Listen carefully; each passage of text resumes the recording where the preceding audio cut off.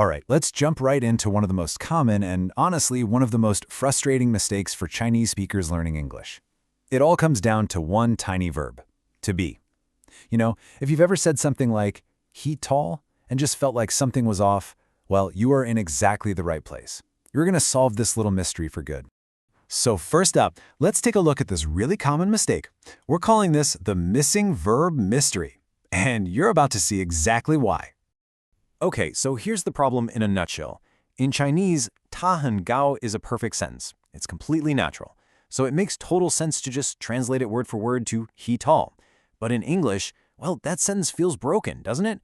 There's this gap right in the middle. Something is definitely missing. So what is that missing piece? What's the secret ingredient that English absolutely needs in a sentence like this? Let's figure it out. The solution to our whole mystery comes down to these three little but incredibly powerful words: am, is, and are. These are the present tense forms of that verb to be, and they're exactly what we need to fix our broken sentence. Now, here is the key difference. In Chinese, you can use she with lots of different subjects, right? But in English, the verb actually changes depending on who you're talking about. So, I always gets its own special word, am.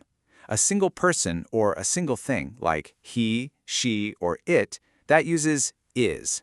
And for groups like we or they, or even just for the word you, we use are.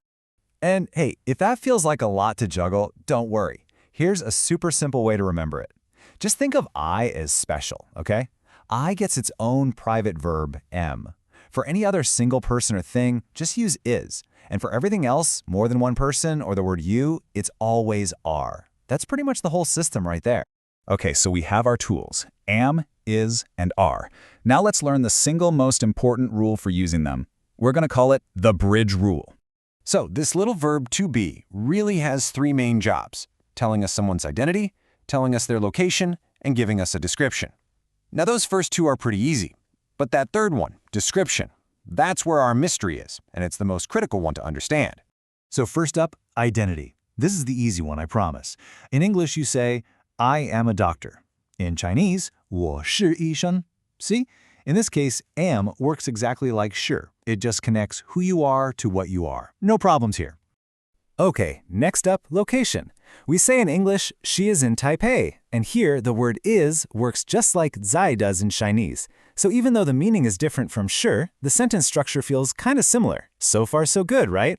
And here we go. This is it. This is the most important idea in this entire explainer. When you connect a subject, like he, to a description, like the word tall, English absolutely positively requires a verb to act as a bridge. You have to think of is, am, or are as the glue that holds the two pieces of the sentence together. Without that bridge, the sentence just falls apart. And this shows it perfectly. Mystery solved.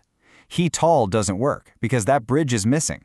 But the moment you add is, you build the bridge, and you get a perfect sentence. He is tall. That one small word does a huge job. It connects the person to their description. That's the secret. Great. So now that you get the whole bridge rule thing, making negative sentences and asking questions is going to feel super easy. Let's see how it works. So, to make a sentence negative, it's really simple. You just find your am, is, or are, and you pop the word not right after it. So she is a nurse becomes she is not a nurse. That's it. Easy. All right, now for questions. Let's start with a really simple basic statement. He is a teacher. Notice the order, right? Subject first, then the verb. He is. Now to turn this into a question, you literally just flip the first two words. He is becomes is he. The verb just jumps to the front of the line. And there you have it. Is he a teacher? It's that simple.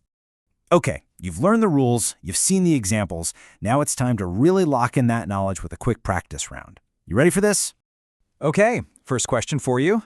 Taipei, a big city. What's the missing word here? Is it am, is, or are? Go ahead, take a second. The answer is. Taipei is one thing, it's singular, so we use is. This is one of those identity examples we talked about earlier. Awesome start. All right, question number 2. I, very busy today. Now remember, very busy is a description. So what verb do we need to build that bridge? And the answer is am. Remember, I is the special one. It always gets am. You did it. You remembered to build the bridge between I and the description busy. Fantastic work. Okay, last one. This one's a question. Are you happy? Which verb needs to go right at the beginning of this sentence? The correct answer is are. Remember our rule? The subject you always goes with are. And for a question, we just move that verb to the front. You totally nailed it. So, if you only take away one thing today, please let it be this. For descriptions, you must always build your bridge. Always use am, is, or are to connect the subject to its description. It's the most important rule. If you can master that bridge, you've just mastered one of the absolute trickiest parts of English grammar. Thanks for joining me for this explainer.